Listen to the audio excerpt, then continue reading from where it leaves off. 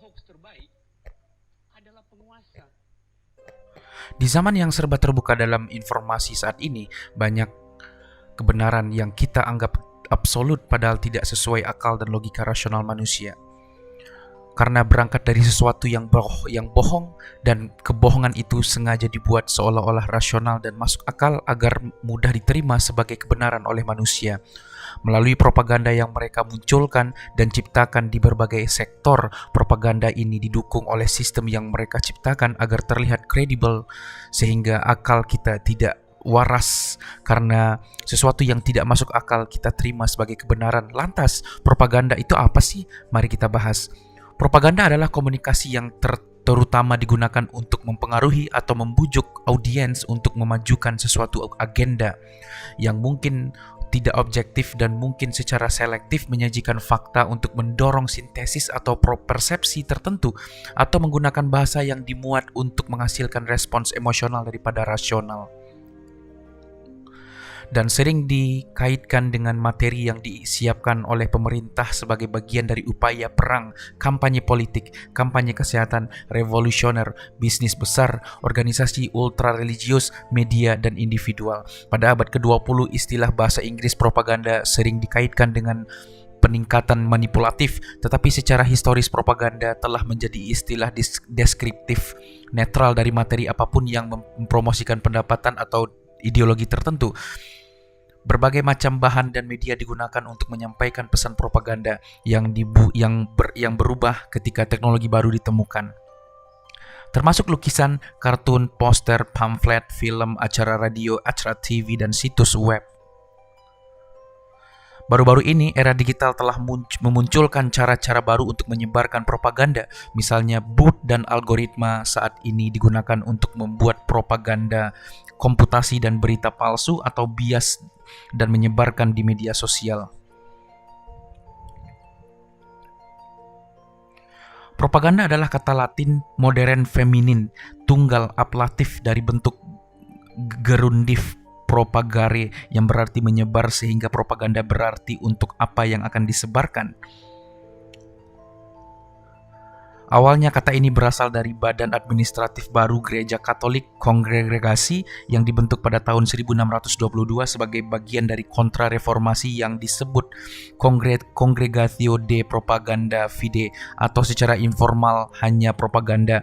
Kegiatannya ditujukan untuk menyebarkan iman Katolik di negara-negara Katolik ketika itu. Sejak 1790-an, istilah ini dimulai digunakan juga untuk merujuk pada propaganda dalam kegiatan sekuler. Istilah ini mulai mengambil konotasi yang merendahkan atau negatif pada pertengahan abad ke-19 ketika digunakan dalam bidang politik.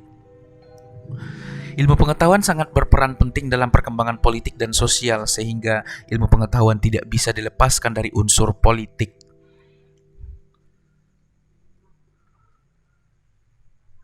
Lantas, apakah ada propaganda di dalam sains atau ilmu pengetahuan?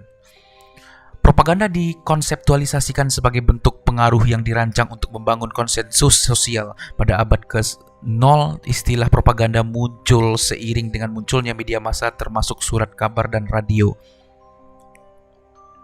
Ketika para peneliti mulai mempelajari efek media, mereka menggunakan teori sugesti untuk menjelaskan bagaimana orang dapat dipengaruhi oleh pesan persuasif yang beresonansi secara emosional.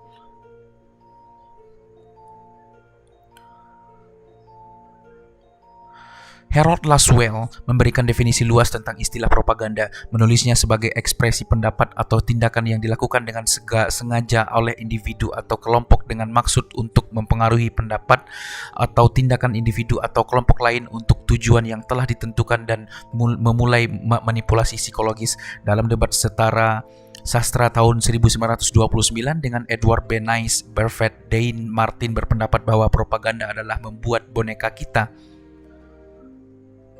Dari penjelasan tersebut bisa kita amati ketika melihat orang yang arogan padahal jelas yang dipercayainya banyak kesalahan dan kejanggalan seperti astronot dan globe Earth.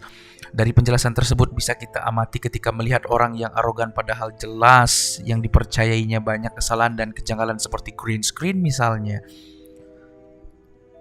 Dan yang lebih parahnya lagi, mereka sampai emosian dan menghina orang yang tidak sepemikiran mereka dengan berbagai kalimat berkedok ilmiah seperti Dunning-Kruger, logical fallacies, dan Daniel, dan sebagainya. Seperti inilah salah satu contoh bentuk propaganda dalam sains. Ini bukti video Midnight Sun di Antartika. Video ini sudah dianalisa ada di beranda atau di dalam playlist Sains dan Teknologi. Kalian cek aja di channel ini ya. Sudah saya roasting sedalam-dalamnya video ini. Dalam video tersebut terlihat bahwa si pembuat video tidak merekam secara real time dan dipropagandakan seolah-olah real time saat itu juga. Serta bagian awal dan akhir video di scenes Midnight Sun timelapse-nya sama. Pergerakan awannya sama, bayangannya juga sama, dan asap di cerobong asap di salah satu rumah juga sama. Dan dalam 24 jam bentuk saljunya juga sama persis, tidak ada bedanya. Video analisa ada di playlist dengan judul Midnight Sun Antartika Hoax. Cek playlist saya. Yang anehnya, video tersebut dijadikan sebagai bukti bahwa adanya secara fakta bahwa peristiwa Midnight Sun benar-benar terjadi di Antartika.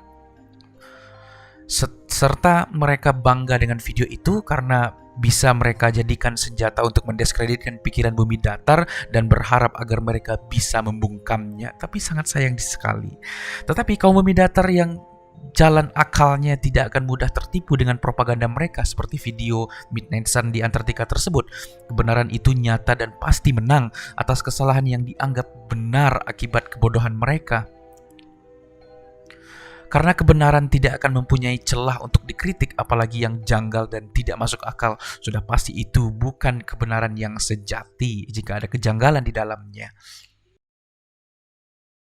Pembuat hoax terbaik adalah penguasa. Karena mereka memiliki seluruh peralatan untuk berbohong. Intelijen dia punya. Data statistik dia punya. Media dia punya. Orang marah, tapi ya itu faktanya. Bahwa hanya pemerintah yang mampu berbohong secara sempurna. Saya nggak ingin dia berbohong, tapi potensially dia bisa lakukan itu. Jadi rejim itu, kalau dia terus-menerus mengendalikan kebenaran, artinya ada kebohongan yang hendak disembunyikan.